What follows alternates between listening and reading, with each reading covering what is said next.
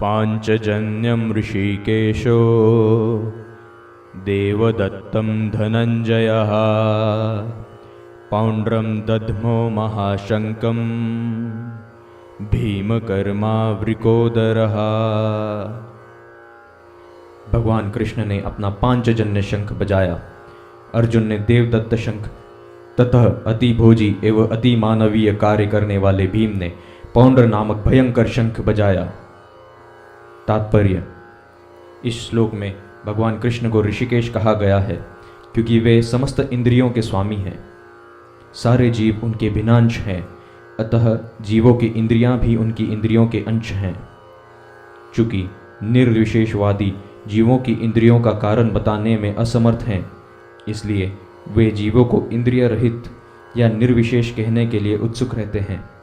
भगवान समस्त जीवों के हृदय में स्थित होकर उनकी इंद्रियों का निर्देशन करते हैं, किंतु वे इस तरह निर्देशन करते हैं कि जीव उनकी शरण ग्रहण कर लें, और विशुद्ध भक्त की इंद्रियों का तो वे प्रत्यक्ष निर्देशन करते हैं।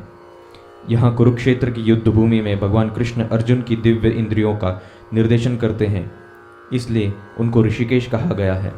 भगवान के विविध कार्यों के अनुसार उनके भिन्न भिन्न नाम हैं। उदाहरणार्थ, इनका एक नाम मधुसूदन है क्योंकि उन्होंने मधु नामक एक असुर को मारा था। वे गौओं तथा इंद्रियों को आनंद देने के कारण गोविंद कहलाते हैं। वसुदेव के पुत्र होने के कारण इनका नाम वासुदेव है। देवकी को माता रूप में स्वीकार करने के कारण इनका नाम देवकी नंदन है। वृंदावन में यशोदा के साथ बाल लीलाएं करने के कारण ये यशोदा नंदन भी कहलाते हैं। अपने मित्र अर्जुन का सारथी बनने के कारण वे पार्थ सारथी हैं।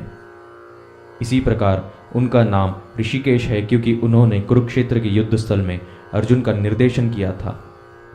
इस श्लोक में अर्जुन को धनंजय कहा गया है क्योंकि जब इनके बड़े भाई को विभिन्न यज्ञ संपन्न करने के लिए धन की आवश्यकता हुई थी तो उसे प्राप्त करने में इन्होंने सहायता की थी। इसी प्रकार भीम वृकोदर कहलाते हैं क्योंकि जैसे वह अधिक खाते हैं उसी प्रकार वे अति मानवीय कार्य करने वाले हैं, जैसे हिडिंबासुर का वध। अतः पांडवों के पक्ष में श्री कृष्ण इत्यादि विभिन्न व्यक्तियों द्वारा विशेष प्रकार के शंखों का बजाया जाना युद्ध करने वाले सैनिकों के लिए अत्यंत प्रेरणापद था। विपक्ष में ऐसा कुछ न था। न तो परम निर्देशक भगवान श्री कृष्ण थे, न ही भाग्य की देवी श्री थीं। अतः युद्ध में उनकी पराजय पूर्व निश्चित थी। शंखों की ध्वनि मानो यही संदेश दे रही थी। अनंत विजयम राजा कुंती पुत्रो युधिष्ठिरः नकुलः सहदेवश्च सुघोषमणिपुष्पकौ काश्चश्च परमेश्वासः शिखण्डी च महारथः दृष्टद्युम्नो विराटश्च सत्यकीश्चापराजिताः द्रुपदो द्रौपदेयाश्च सर्वशः पृथिवीपते सौभद्रश्च महाबाहु शंखान् दद्मुः पृथक पृथक।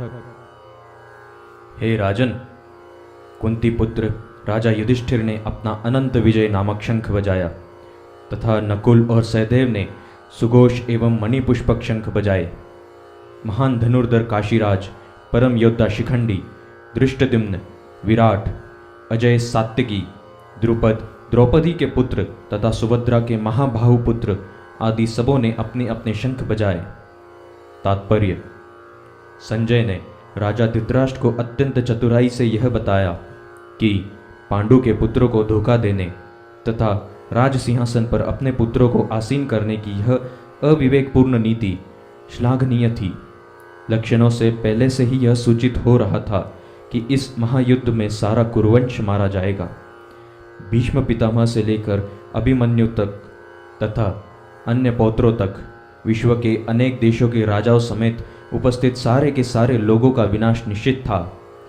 यह सारी दुर्घटना राजा धृतराष्ट्र के कारण होने जा रही थी क्योंकि उसने अपने पुत्रों की कुनीति को प्रोत्साहन दिया था।